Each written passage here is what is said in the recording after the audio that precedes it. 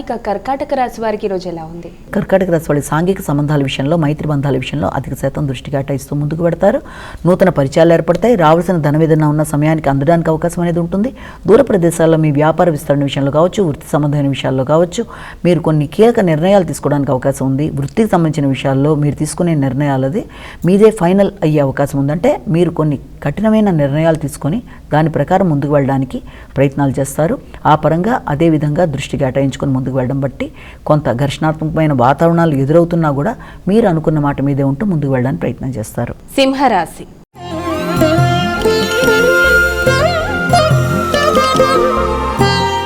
అమ్మ, మరి సింహరాశి వారికి నేటి రాశి ఫలితాలు ఎలా ఉన్నాయి? సింహరాశి వారికి ప్రత్యర్థుల మీద విజయం సాధించడానికి ప్రయత్నం చేస్తారు. అలాగే ఏదన్నా ఈ యొక్క పోటీలకు సంబంధించిన విషయాల మీద ధనాన్ని ఖర్చు పెట్టడానికి ప్రయత్నాలు లాంటివి చేస్తారు. ఇంతకు ముందుండే రుణాలు తీర్చడానికి కానీ, ప్రత్యర్థుల మీద విజయం కానీ, ఆరోగ్య సంబంధమైన విషయాలు కానీ, న్యాయ సంబంధమైన విషయాల్లో కానీ, వాటికి సంబంధించిన విషయాల్లో ఖర్చులు పెట్టడానికి ప్రయత్నం చేస్తారు. ముఖ్యంగా మీ ఆలోచనలలో అధిక శాతం నూతన పెట్టుబడులకు సంబంధించిన విషయాలు కావచ్చు, మీ వ్యక్తిగత ఇమేజ్కి సంబంధించిన విషయాల మీద అధిక శాతం దృష్టి కేటాయిస్తారు.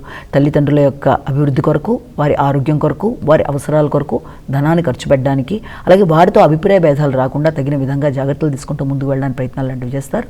వారికి సరైన సౌకర్యాలు కల్పించడానికి ప్రయత్నాలు లాంటివి చేస్తారు. కన్యా రాశి.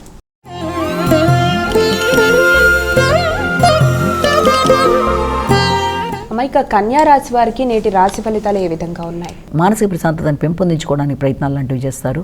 ఆలోచనలలో జాప్యం వల్ల వచ్చిన అవకాశాలను కోల్పోయే పరిస్థితులు ఉంటాయి. తద్వారా ఉద్రేకాలకి అవకాశం ఉంటుంది. కాబట్టి ఎమోషన్స్ని కంట్రోల్ చేసుకుంటూ ఎదురవుతున్న సమస్యల్ని అధిగమించడానికి సరైన పంధాలో ఆలోచన పరిధిని విస్తరింపజేయించుకుంటూ ముందుకు వెడుతూ ఎదురవుతున్న సమస్యల్ని అధిగమించే నేపథ్యంలో మీరు ఆలోచన చేయడం చాలా వరకు మీకు అనుకూలంగా ఉంటుంది.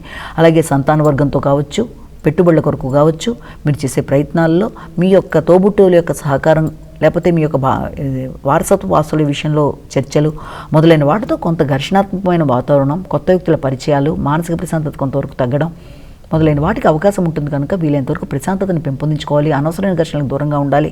కొత్త వ్యక్తులతో ఘర్షణలు రాకుండా ఆచితూచి వ్యవహరిస్తూ ముందుకు వెళ్ళాలి.